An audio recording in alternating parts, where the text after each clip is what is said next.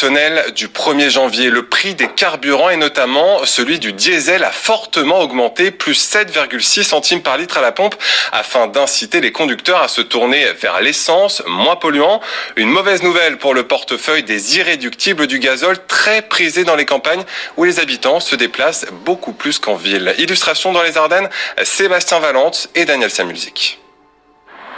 Si en ville, on roule de plus en plus à l'essence, dans les zones rurales comme ici à Vouziers, les véhicules diesel sont largement majoritaires.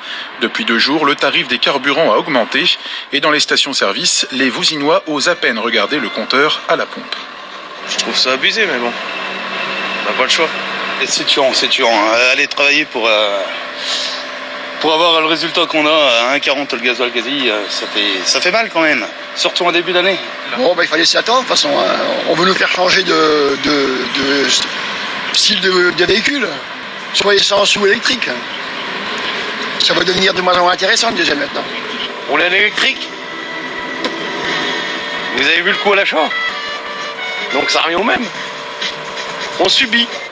Du côté des professionnels, c'est le même constat, notamment pour les transporteurs ou les chauffeurs de taxi qui ne comptent pas leurs kilomètres sur les routes. Eux aussi doivent s'adapter à cette hausse du prix des carburants et notamment du gasoil. Mensuellement, on consomme à peu près 3500 litres de gasoil. Tous nos véhicules sont en diesel, ce qui nous coûte à peu près 4500 € tous les mois de carburant. On nous dit maintenant qu'il faut arrêter le diesel et acheter de l'essence. Bon, c'est tout. On va s'adapter et on verra bien. 9 véhicules sont présents dans cette société entre ambulances, VSL et taxis, mais il n'a jamais été question d'augmenter le tarif client. Au contraire, depuis quelques années maintenant, l'entreprise a investi dans une énorme citerne de 10 000 litres. Décidément, avec le gasoil, on essaye toujours de faire des économies. 400 en novembre dernier, plus aucun ou presque aujourd'hui.